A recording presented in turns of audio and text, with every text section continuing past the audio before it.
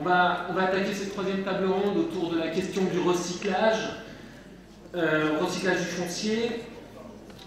Un sujet qui va être abordé ici par deux représentants de structures que sont les EPF locaux ou EPF d'État. Alors le sujet est moins, et pas celui des EPF, il est davantage celui du recyclage, évidemment. Je vous en dis deux mots des EPF, je pense qu'on reviendra dessus, et puis vous pourrez évidemment éventuellement spécifier ce qui vous intéresse, mais juste pour mémoire, des structures qui sont évidemment spécialisées dans l'ingénierie foncière et sur le portage foncier, et je dirais vraiment en deux mots, qui disposent de moyens financiers propres, spécifiques, et notamment assis sur la taxe spéciale d'équipement, donc sur une fiscalité locale. Donc j'en dis pas plus, vous pourrez compléter avec les éléments si ça vous arrange. Alors donc, on a essayé d'organiser cette séance de façon dynamique, c'est-à-dire qu'on va travailler sous format de questions-réponses. Et je dirais que dans un premier temps, pour bien situer cette question du recyclage en Isère, est-ce que vous pourriez nous donner les enjeux de votre point de vue? Donc, Monsieur Emery de l'EPORA, de l'établissement public foncier Ouest Rhône-Alpes, et Monsieur Fage, donc de l'EPF, l'établissement public foncier local du Dauphiné. Voilà, donc je ne sais pas, sur les enjeux du recyclage, Monsieur Fage, vous pourriez nous donner un panorama? On peut se guider par rapport la petite projection sur la page suivante. Rappeler que la matinée a été occupée pour sa première partie aux enjeux de planification urbaine, d'outils réglementaires. Là, nous, on est, je n'aime pas dire qu'on est des experts, je n'aime pas dire qu'on est des ingénieurs, on est des praticiens. C'est-à-dire qu'on passe en phase pré-opérationnelle, mais pour nous, c'est même carrément opérationnel. Donc là-dessus, rappelez que vous avez 5 items dans l'action foncière, de mon point de vue, c'est-à-dire une approche opérationnelle préalable, c'est-à-dire faire attention à ne pas acheter n'importe quoi. Bien entendu, la phase qui a été analysée ce matin est très précieuse dans la capacité à juger de l'opportunité d'une maîtrise foncière.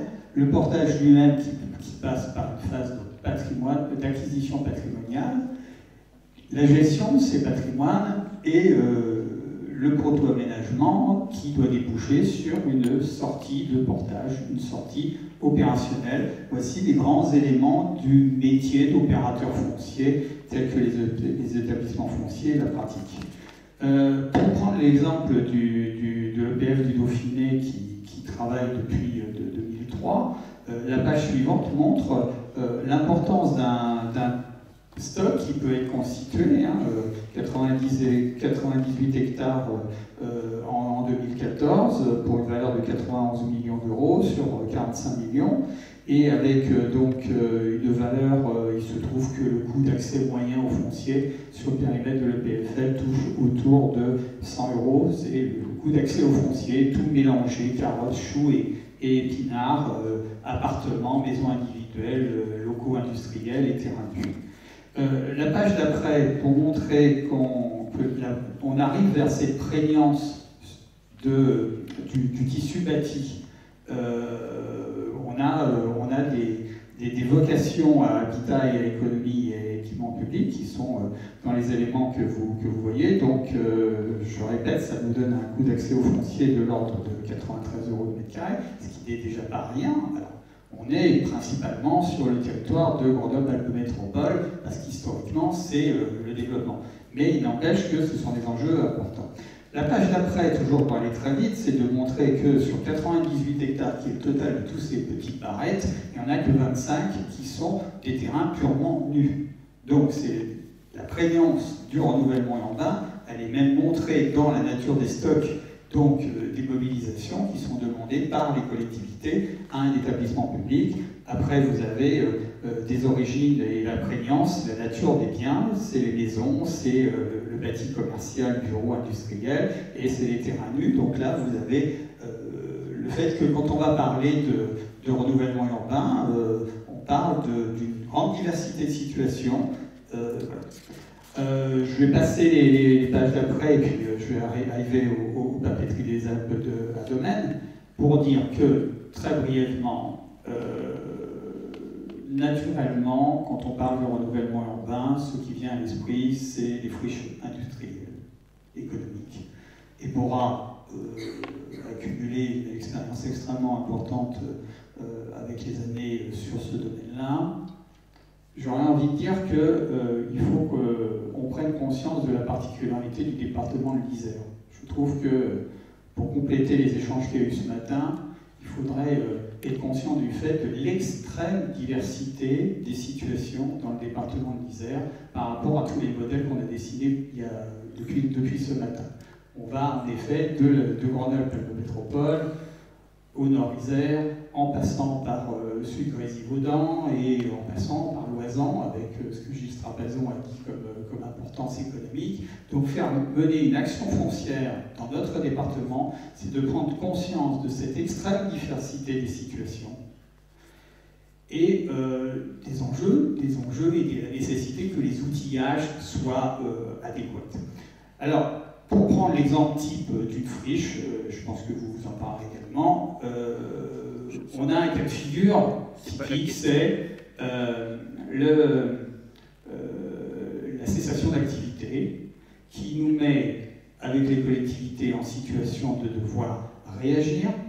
Une des difficultés, c'est que dans le contexte actuel, on a du mal à anticiper ou à assumer l'anticipation d'un sinistre industriel et que souvent on a été confronté à des situations de dépôt de bilan, de liquidation. Donc on a discuté, on doit réagir vis-à-vis d'un liquidateur. En gros, ça n'a pas que des inconvénients, c'est-à-dire qu'on peut dire que le coût d'acquisition du foncier au départ est relativement faible, mais souvent on devra le compenser par des interventions en matière de dépollution, de démolition qui, elles, seront lourdes. Là, par exemple des papeteries des Alpes à Domaine, on va avoir une valeur vénale qui va tourner en acquisition à 9 € du mètre carré, mais sur lequel on aura à intervenir en termes de proto-aménagement dans des proportions qui sont au minimum égales à ce niveau-là. Le but, c'est de sortir sur des prix de fin de portage qui tournent autour de 50 € du mètre carré. Est-ce possible, est-ce pas possible? C'est un des enjeux majeurs dans notre département, dans notre périmètre d'intervention. Après, ce qu'on avait convenu, c'est qu'on essaye d'imaginer c'est quoi les règles de l'équation. Et bien, les règles de l'équation, c'est pour y faire quoi? Alors c'est à la fois ceux d'entre vous qui ont pu l'expérimenter, le fait qu'on ne va pas dépolluer systématiquement à l'aveugle, il faut qu'on démolit au regard de cette finalité, et que cette finalité, selon que la reconversion du site va être habitat ou économique, ne procédera pas des mêmes équations, aucunement des mêmes équations, et que dans ce cas-là, les différentiels et le coût du renouvellement urbain doit être apprécié en amont, avec une difficulté pour nous, opérateurs, qui sommes tellement en amont qu'on n'a pas forcément tous les éléments avec nos collectivités pour apprécier si on fait des bêtises ou pas, et quel est le niveau réel de maîtrise du foncier. Donc voilà les éléments. Alors, selon en effet qu'on sera sur des opérations telles papeterie de Domaine, ou la suivante, c'est-à-dire le site de Becker, qui, elle, à Pont-de-Clay, va recevoir une densité en habitat importante, près de je crois, 405, enfin, de l'ordre de 300 à 400 €, vous verrez bien que pour un coût d'accès au foncier et un traitement en dépollution identique, les équations ne sont pas du tout les mêmes. Je voudrais, pour terminer, insister sur, outre cette particularité-là, qui à la limite est une équation qui est dans les termes que je fixe, que je vous ai rappelé, l'enjeu majeur, c'est un renouvellement urbain qui ne procéderait pas d'un sinistre, mais qui procéderait d'un volontarisme. C'est ce que nous rencontrons très souvent, et notamment sur l'agglomération grenobloise. Quand vous avez du renouvellement urbain que vous devez gérer pour réaliser une ligne de tramway, parce que la densité d'habitat est à élaborer. On est en renouvellement urbain. Là.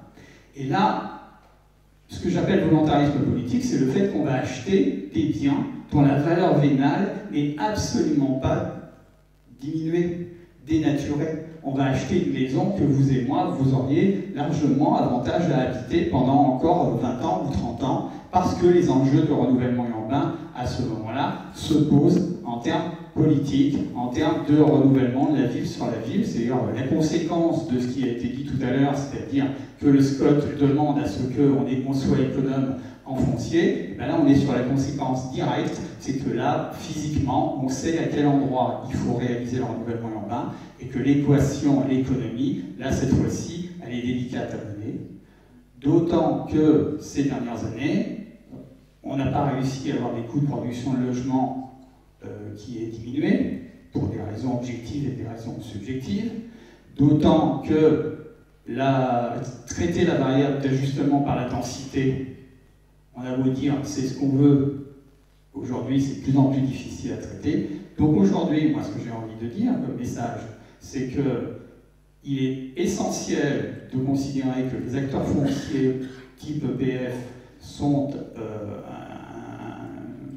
un échelon indispensable de la chaîne, mais c'est cet échelon avec la commune et avec le PCI, parce qu'il y a des équations majeures à traiter. C'est comment cette surcharge foncière, cette surcharge du renouvellement foncier va être financée, va être compensée, et quel est l'équilibre financier qu'on va demander à l'acquéreur.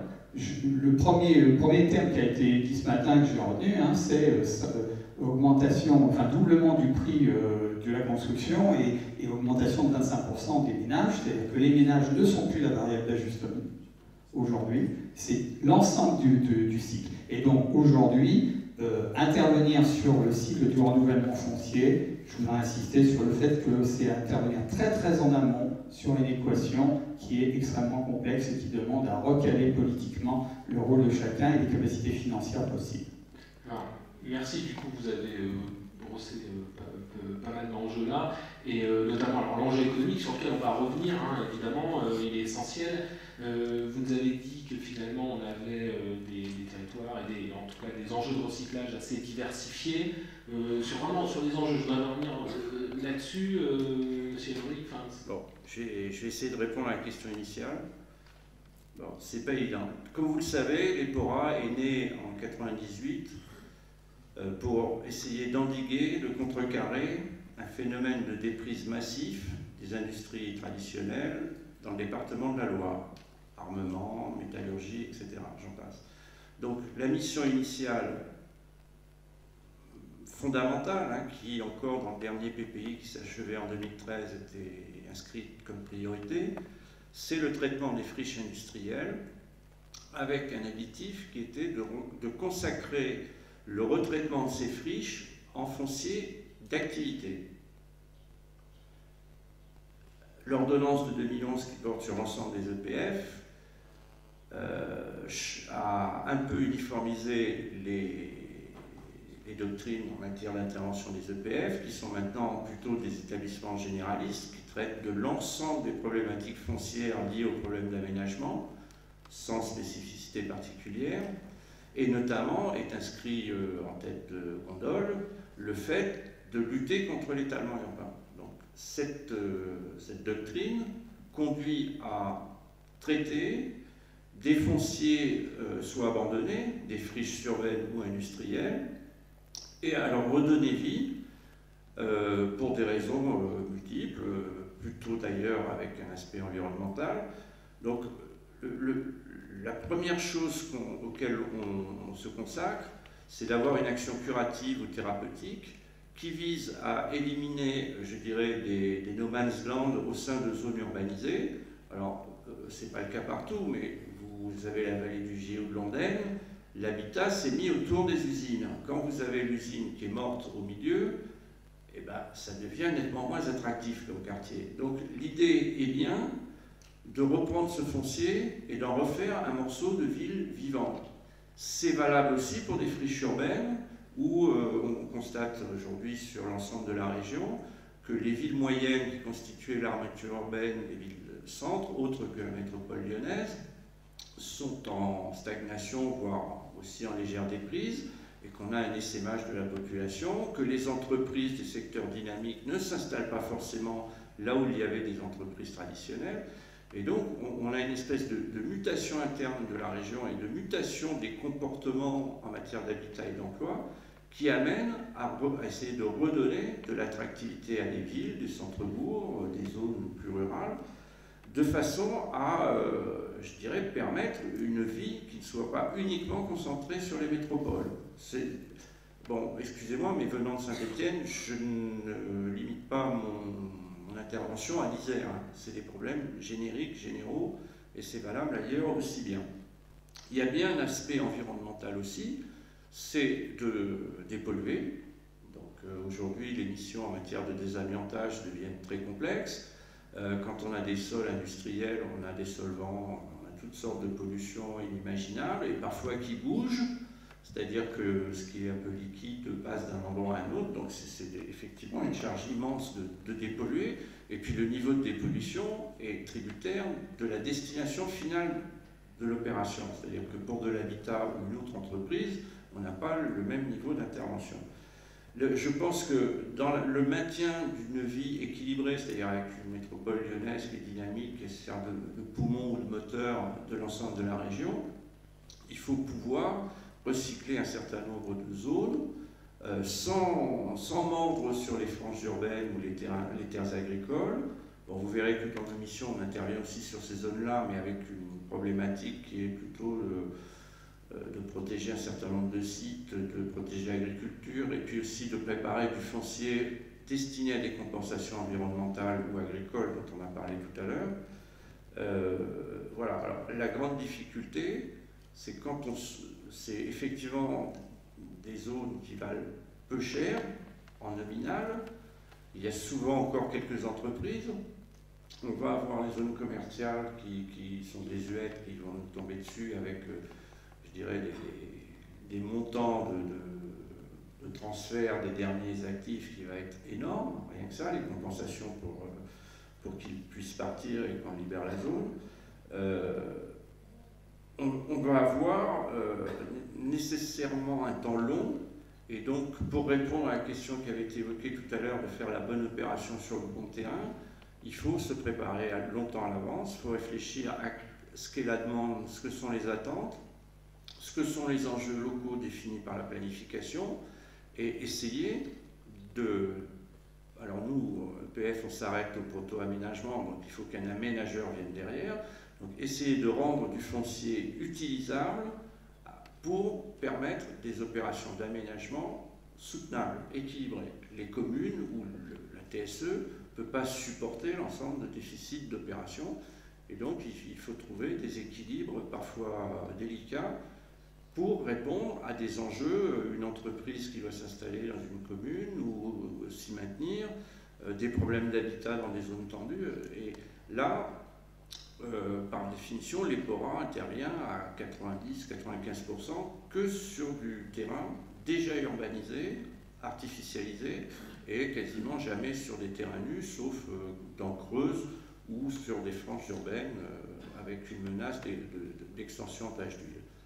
Voilà, je pense que malgré la disponibilité du territoire qui est assez grande, on a tous intérêt à reconstruire la ville sur la ville et à faire qu'on ait des tissus urbains qui vivent, qui soient denses, qui soient animés, où il puisse y avoir des échanges et pas des zones séparées d'espèces de terrains vagues avec des bâtiments plus ou moins agréables d'ailleurs.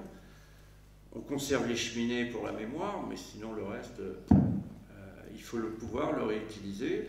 Là, j'ai un exemple que je vous montrerai peut-être tout à l'heure. L'ancien site GIAT de Saint-Chamond, en conurbation, c'est 45 hectares. Bon, un trou de 45 hectares, ça se voit.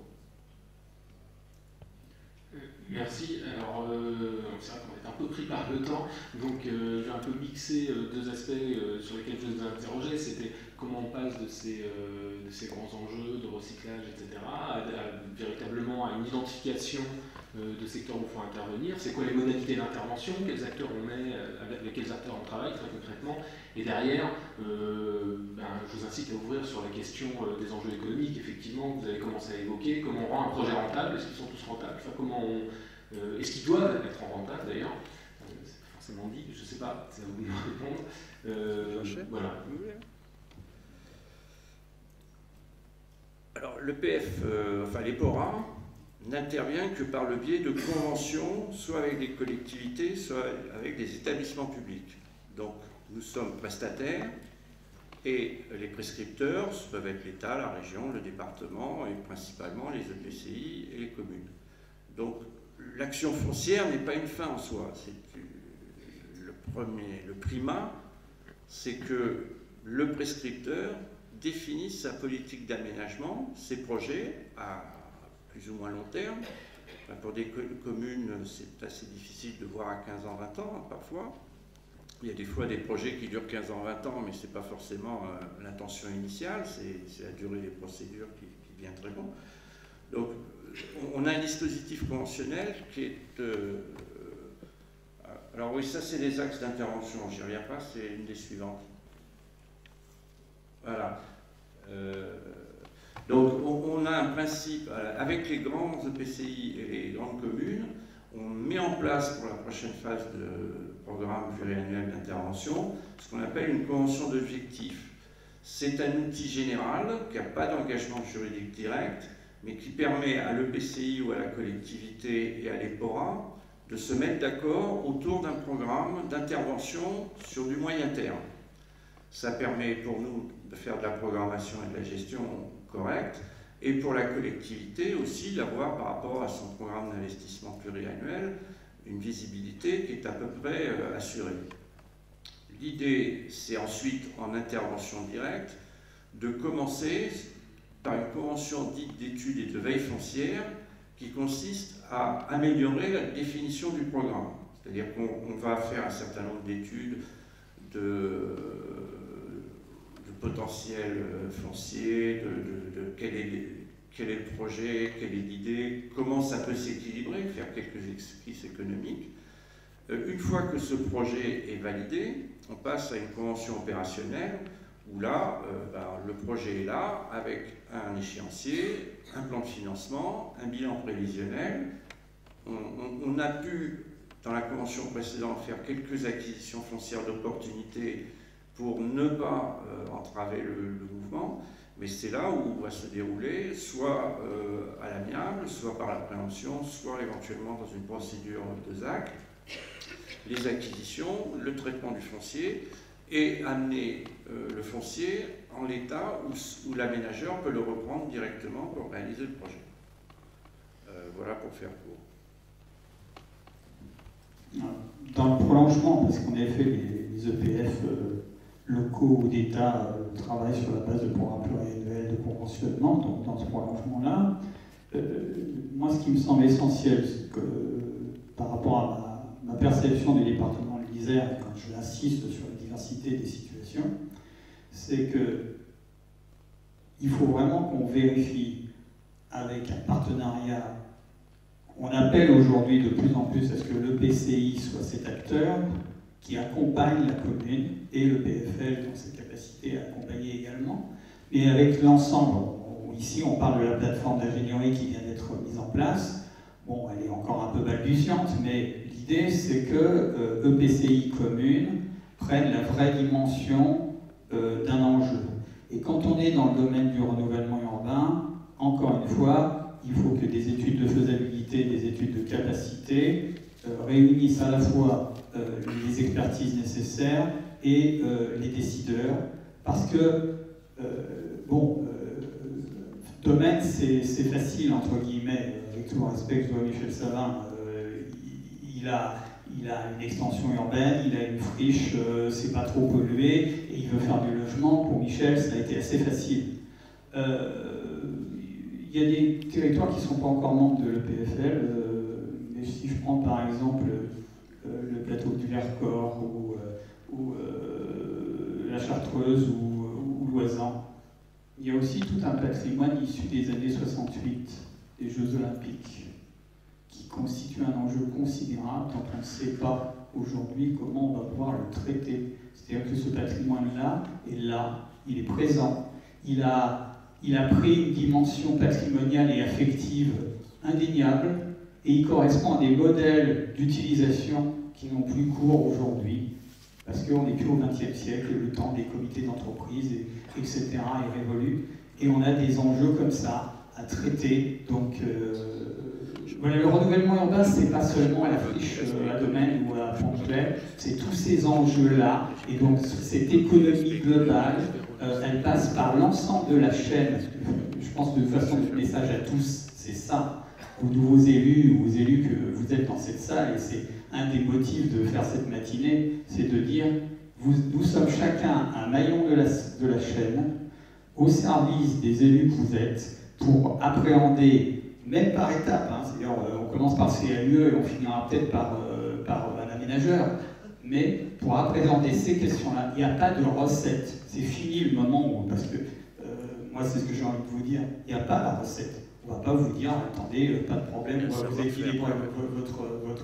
Il y a du savoir-faire, en effet. Hein. Il y a du savoir-faire, il y a de l'accompagnement, il y a de l'ingénierie, mais aujourd'hui, déboucher sur la faisabilité du renouvellement urbain aujourd'hui, dans le contexte qu'on est en train de vivre, ça nécessite un travail permanent et qui tienne compte de chaque situation de territoire, parce que l'Isère, c'est pas n'importe quel département, c'est un département très très diversifié. Merci. Alors, juste un dernier point, c'est que M. Fage, vous avez évoqué tout à l'heure un peu la dimension économique sur la question de charge foncière. Alors, sans le dire, vous avez évoqué la valeur d'usage, c'est-à-dire il y a quelqu'un qui habite dans la maison, donc elle a une certaine valeur qui correspond à l'usage qu'il en a, et donc ça implique de payer d'autant plus cher quand on va vouloir faire des renouvellements urbains. Je voudrais bien avoir le point de vue de M. Emery sur cette question-là, sur ces aspects de charge foncière, de dimension économique. Moi, je me mets à la place d'un élu ou un responsable de PCI, je dirais, lambda. Aborder un projet comme ça demande beaucoup de savoir-faire. Il y a de l'ingénierie administrative, financière.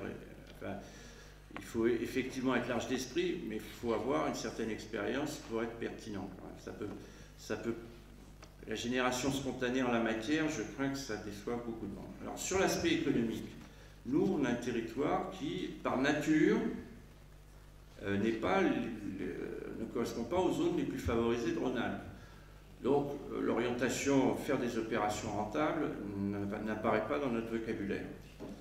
En revanche, on est là, puisqu'on perçoit de l'argent public quand même, via les impôts locaux et la TSE, qui sont mutualisés, on est là pour permettre à des communes, des collectivités, quelle que soit leur taille, de favoriser des opérations qui constituent un enjeu majeur pour la vie locale. Alors, jusqu'à une date récente, il y avait un principe dit de décote automatique, c'est-à-dire qu'on faisait un abattement entre le prix d'acquisition plus les travaux, on faisait un abattement pour la rétrocession à la collectivité, ce qui était très facile, mais malheureusement favorisait aussi des aubaines et des projets qui n'étaient pas forcément les plus pertinents. Donc désormais, le système il est plus restreint, certes, mais il doit être plus efficace. On va aider des projets qui nous semblent indispensables, vitaux ou vital, je ne sais plus, pour les collectivités, et on pourra aider financièrement via une minoration foncière qui sera déterminée par le conseil d'administration sur la base d'un argumentaire fourni par la collectivité avec l'aide de l'EPORA, bien sûr. Donc, notre idée, notre objet, il est de permettre de recéder un foncier avec une charge foncière qui permette l'aménagement prévu. C'est-à-dire qu'un aménageur, quel qu'il soit, privé, public, arrive derrière et ne puisse pas arguer, je dirais, du coût du foncier pour rediscuter le prix de l'aménagement, etc. C'est notre mission. Et le rôle de la minoration foncière est là pour permettre la réalisation de projets que les collectivités ne peuvent pas supporter toutes seules et qui correspond à un enjeu identifié, objectif, reconnu. Du coup, il me reste 4 minutes pour vous proposer une synthèse très très rapide qui se veut juste une petite mise en perspective de tout ce qu'on s'est raconté. Je dirais pour reprendre la question du départ, l'action foncière peut-elle se passer d'une stratégie? C'était quand même ça au départ. Comment on passe du coup par coup à une réflexion plus large, en gros, hein. En tout cas, c'est comme ça que je le comprends. Et on regarde des présentations, des discussions, je dirais même, c'est face à la complexité du droit, des normes, des acteurs, des marchés. Enfin, je pourrais en rajouter évidemment. Comment on passe de l'action à la stratégie, et peut-être pour ne pas sacrifier à la mode du tout stratégique, à une politique foncière, tout simplement. Alors, évidemment, le mot que j'ai évoqué, la complexité, je pense que c'est un bon élément pour structurer un peu ça, et je vais l'illustrer à travers 4 points. C'est d'abord la complexité liée à la diversité du sujet. Je pense que le programme en lui-même, il en témoigne, et je crois que c'est un des premiers éléments qui a été évoqué ce matin par M. Cotalorda. On voit bien que le foncier, alors souvent on a dit c'est un sujet technique spécifique, etc., mais en même temps c'est une invitation à l'ouverture, urbain, rural, questions économiques, politiques, etc. Donc je pense que ça c'est un premier élément, peut-être si on voulait réfléchir en termes de politique foncière. Une politique foncière, j'ai l'impression qu'elle est, ou si elle ne l'est pas, peut-être qu'elle doit l'être, transversale. Encore une fois, ça a été évoqué dès ce matin. Ça c'était un premier point pour moi, de ce que je retiens de ce qu'on s'est raconté. Deuxième élément, c'est celui de la complexité des marchés. C'est marrant, c'est le deuxième point qui a été évoqué pratiquement, effectivement, et des questions économiques, on termine dessus, en partie.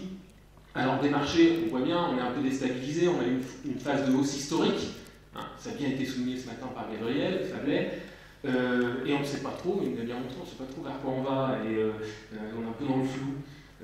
Alors là-dessus, j'ai juste une petite remarque, c'est qu'on a parfois tendance, probablement le premier, à avoir une lecture, si on voulait faire troisième cycle, on dirait organiciste du marché, on le voit un peu comme autonome, hein, on se dit oh, voilà, il s'impose.